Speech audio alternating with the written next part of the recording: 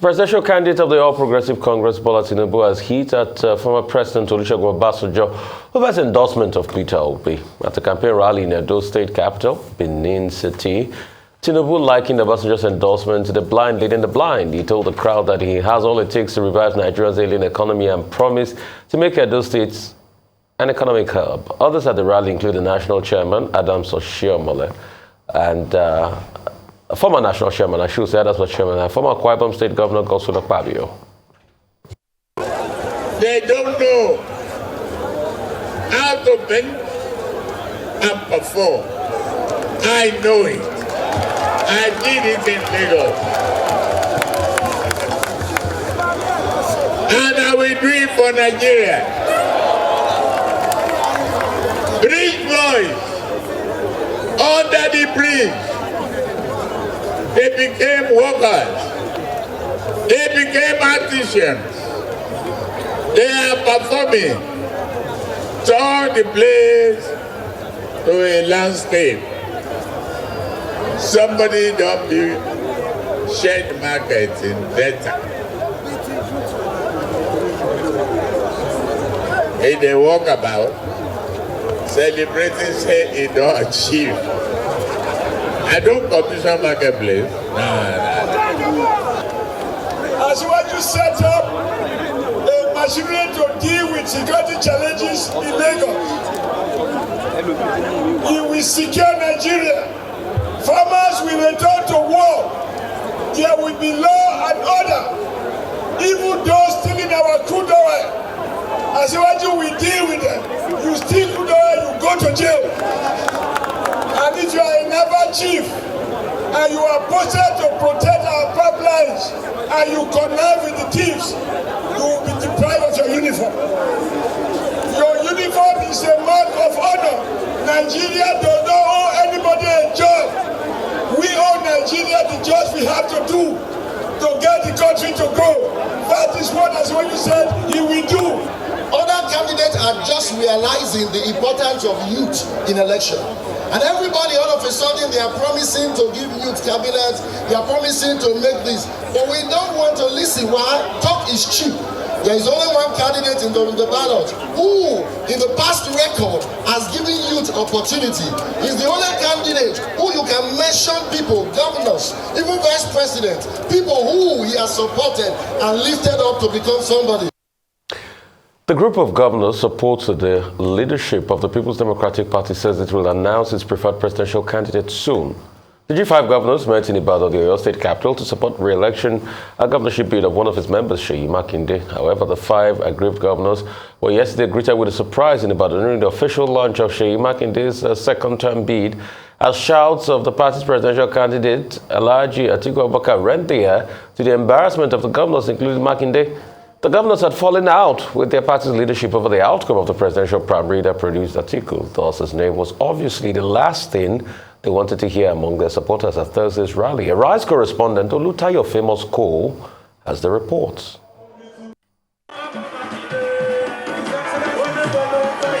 It's a display of love and solidarity as members of the Integrity Group converged on the ancient Mapo Hall in Ibadan in honor of one of their own, Seyi Makinde, for his campaign flag-off.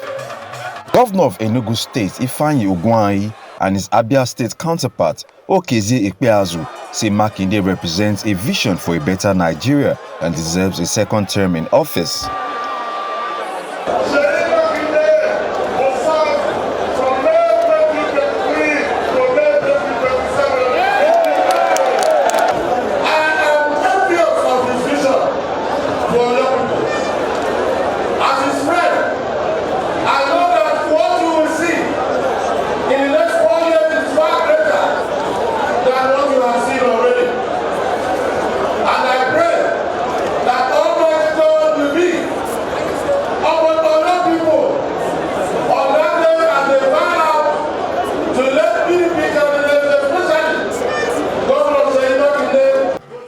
Both Nyesom Wike and Samuel Otom of Rivers State and Benue State respectively promised to communicate their position on their preferred candidates at the appropriate time. But no need to worry ourselves. The people of Oyo are fought that is the spirit to Sheyi Makinde. Fought for Sheyi, fought for the senators, fought for the House of Reps, fought for the House of Assembly. The other one, Sheyi will talk to you.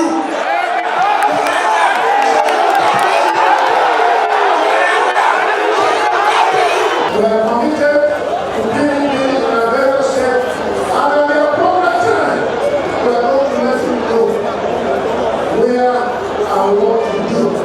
We are united, we are together, don't listen to gossip and social media hacks. We are committed to PDP and we are working for all. Man of the moment, Sheyi Makinde promised to improve on critical sectors of the state economy if given the opportunity to serve for a second term. Under Tinubu 1.0, I promise a government that will put the people of Oyo State first. And our decisions has always taken the people of Oyo State first. Now it is time to upgrade.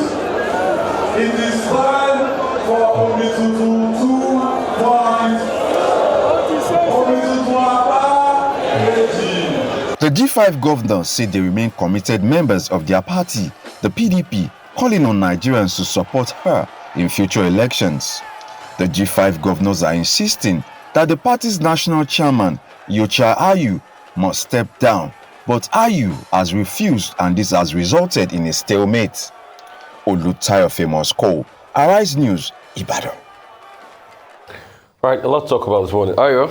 Yes, a lot to talk about. Okay, so let's start off with the first part of the story, which was Asiwaju Bola Ahmed Tinubu taking the APC presidential campaign train to the Edo State capital of Benin City, going into Edo State, and the comments made by him, amidst other things, during his address to the team, to the people who turned out for him. He said former President Olusegun Obasanjo is not qualified to recommend anyone because of his failures.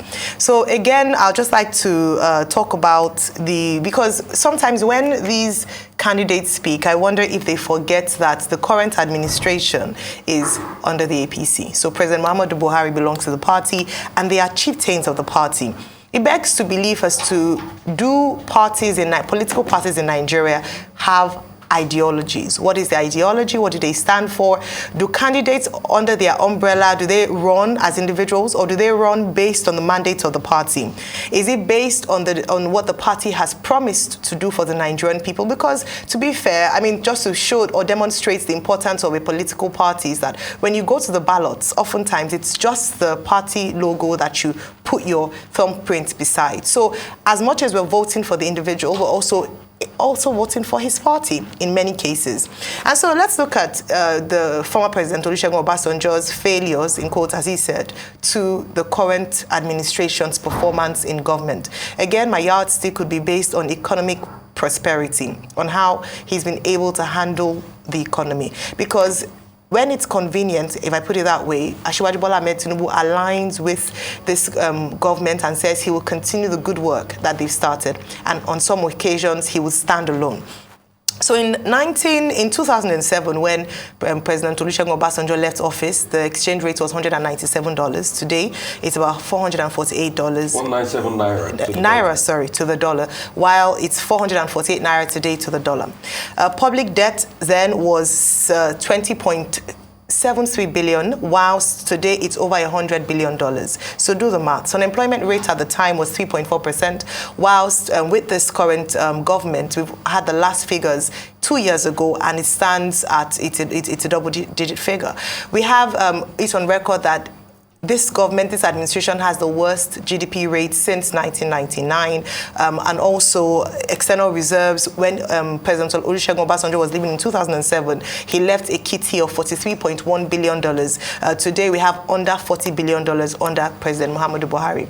So it's difficult for us to listen when when Asiwaju Bola Ahmed Tinubu talks about a failure of a government when he's not addressing the failure of his own party under President Muhammadu Buhari. And then let me talk about the merits of his statements he said in Edo State. Amidst the other things he's talked about, which he's promised during the other campaigns, I want to touch on an aspect that I'm glad that he mentioned, which is bringing tourism, commending the Western nation for returning the Benin artifacts, but also saying that in addition to returning these artifacts, they ought to have paid Nigeria a compensation, because in the years when the artifacts were with them, they were making money from these artifacts through exhibitions and, in their museums. And so I totally agree with that. I'm glad that he's talked about the potential that Nigeria has with becoming a tourist destination, especially with in the area of cultural tourism. This is something that we should be speaking about as we continue to press on to non-oil revenue. This is an aspect that has been largely ignored.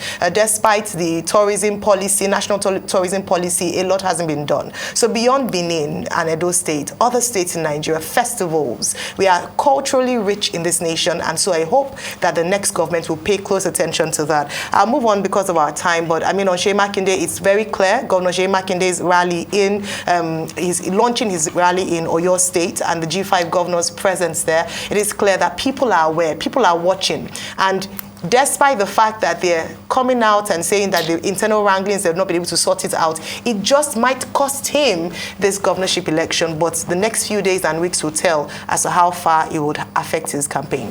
Dr. Bati? How much time do we have? Okay, let me see what I can do in the remaining few minutes. Let me start with Seyi Makinde in Ibadan. Yes, he had that solidarity with the G5 governors who were there, but of what value is it to him? Seyi Makinde is clearly in trouble in Oyo State. Choosing to be a boy to the G5 group, a boy to Nyesom Wike, may cost him heavily in that election. And why do I say that? I mean, he said he was doing Omituntun 2.0, sustainable development. But the G5 governors, including Seyi Makinde himself, they were embarrassed yesterday at that rally.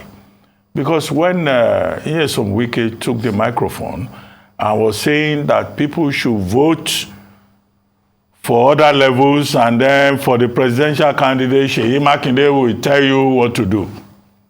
The people were chanting, Atiku, Atiku, Atiku. It was therefore, in that regard, a very embarrassing outfit for them. Which means that the PDP in Oyo State is clearly divided. Yes, Chief Arapaja, former deputy national chairman of the party, current national deputy chairman of the party, was there. The chairman of the party himself, Ogunwenro, was also there. But key elements within the People's Democratic Party in Oyo State were not there. What's her name? Jumoke Akinjide was not there. All the other principal parties in that Oyo State, they were not there. Chief Golarume was not there. But the people, the voters, the electorate themselves in Oyo State were there. So that's a message to Seyi Makinde himself, realizing that he's head of a divided party. So does he want to jeopardize his own interests on a boy basis? So that's a big question for Seyi Makinde. However, at that same rally, Samuel Otom, who has been ambiguous about his choice in the matter, was saying that, they are supporting the People's Democratic Party. Okay, where exactly does Governor Samuel Otom, where does he stand? Is it with P2B, as they call him, or is with the People's Democratic Party? We were told before now that the G5 governors and the integrity group will announce their choice by January 5. They've not done so. January 5 has passed. Okay, maybe what they are planning to do is to leave it till maybe the end of the month, when it will be too late for the People's Democratic Party to make any difference. But what is clear is that the G5 governors, the integrity group, they are making a good effort at making the People's Democratic Party appear as a divided party. Whether that works in their interest in the long run remains to be seen after the February 25 election. In the meantime, these integrity group members, they are saying they are not leaving the party. And I keep quoting Yakubu Mahmoud, the INEC chairman, who says, look, managing internal democracy within political parties is very crucial to the success of political parties. I think that's probably the most intelligent point that has been made by Yakubu Mahmoud since he assumed the office. And we see these political parties not managing their own internal democracy very well. So why would anybody trust a party that cannot manage its own internal processes?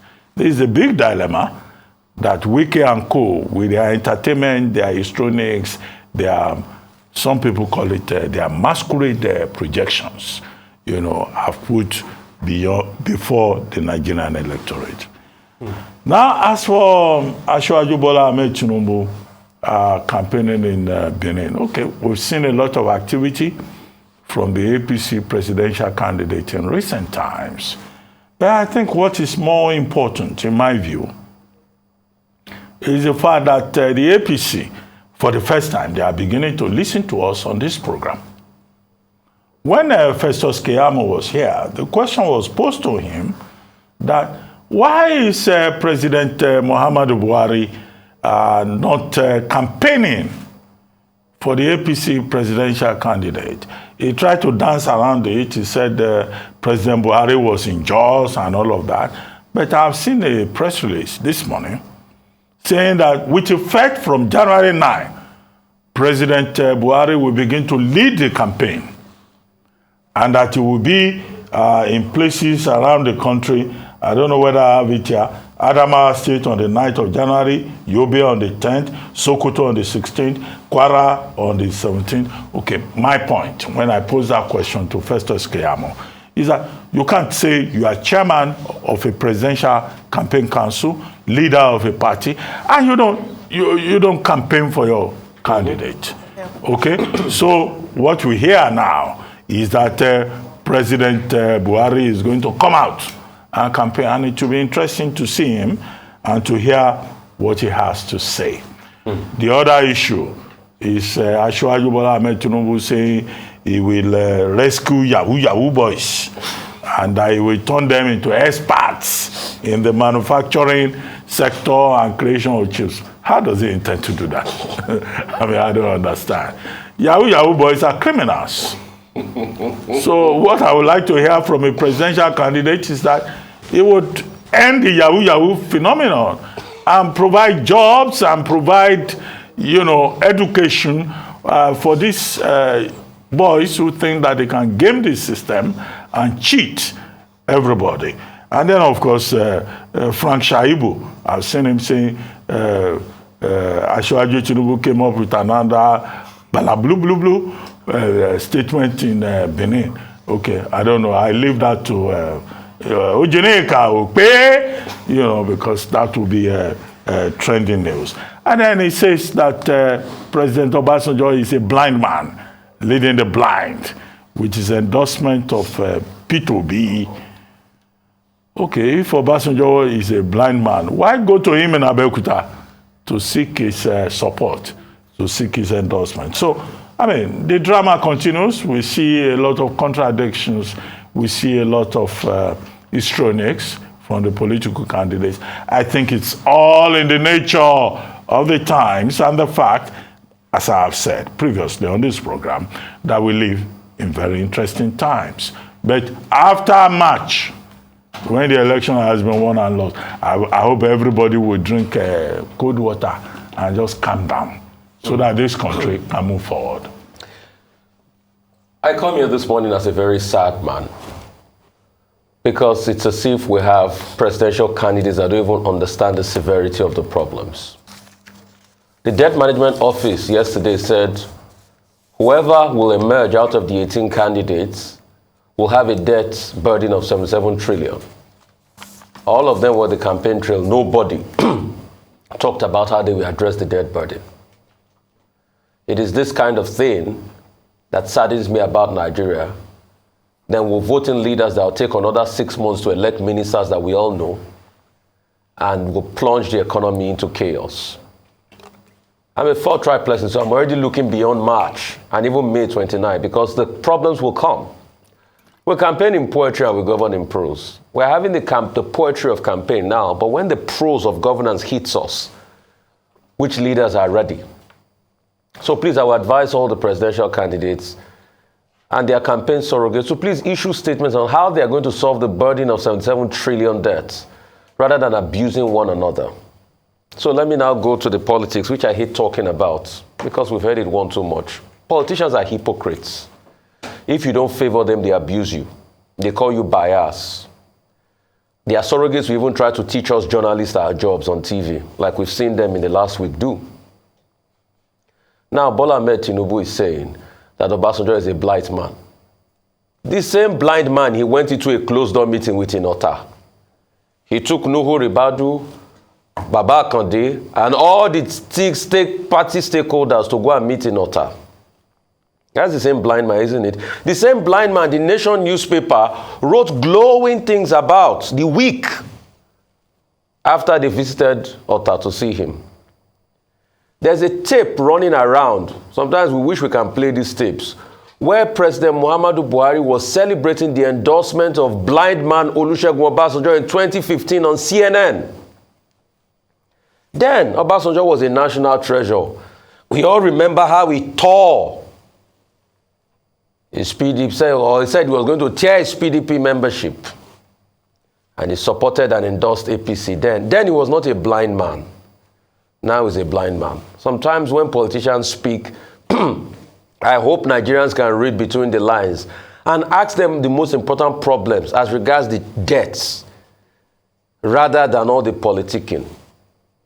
When I hear words like, we'll turn Yahoo boys around, Yahoo boy is not a reflection of the decaying Nigerian economy. It is not a justification for advanced fee fraud. But if we had done better to help these boys, provide enabling environments, are we going to have a proliferation of crime? And we had the blank slate under the APC government to be able to do all of this. But did we do it? No. In all of this, I like what he said. He will turn them to chip makers. Pretty much reminds me of, or it's akin to trying to say you will turn people in areas like Oluwole to detectives. There's a chip war going on. And I will be happy if Nigeria can even be part of the chip war, because chips will become the future. So it is time for us to talk more on introspection, on development. But give it to him. He pulled out a crowd in Benin. He was able to get that out. A lot of things were said, but he was low on the things he was going to do for Nigeria. And we are not hearing a lot of that in the campaign. The campaigns are just about abusing one another. There are problems on ground, and we should try as much as possible to solve the problem. For Governor Wike and his team, it is obvious that they are in a political cul-de-sac now. And you can see what happened in the battle. They've plunged Mr. Seyi Makinde into an abyss of uncertainty. Because you see, we forget too much in this country. And Mr. Seyi Makinde forgets that for his election to happen in 2019, people had to collapse their structures for him. The likes of Lanley, the likes of Chief Ayanride of the SDP, and a couple of 3-4 parties endorsed him with the big architecture of his political party, the PDP. But like you said, the structure of the PDP, they are having their own parallel rally and all of that. So it's already in a cul-de-sac. And that's why we keep saying when people fight, they should be able to have a termination date to their fights. They should be able to introspect. But like I keep saying, they might have a political plan we don't know. On the case of President Buhari joining the campaign train, please, I would like to ask, What record does President Buhari want to see on the campaign trail when he joins Bola Ahmed Tinubu? What record does he want to campaign on? That's a big poser this morning. No, it's not about record. It's about the fact that President Muhammadu Buhari has a cult following in the northern part of the country. If he joins the Tinubu campaign, he can mobilize, galvanize the northern part of the country to support him. However, in 1993, the same northerners did not vote for Tofa. Bashir Tofa lost his election polling unit to Asiwaju Bola Ahmed Tinubu. No, so that's this is what MK Abiola. to MK Abiola. But for me, Dr. Abati, I think the best thing a former president can campaign on is not cult following. I think it's on his records. Yeah. So if he gets on the campaign trail, it's best he too tells us the records. Okay, that's all on news. This is an election that is all about ethnicity and religion and not about the issues. And this is what we've been complaining about on this program on a daily basis. So it's not about theory. It's about realpolitik.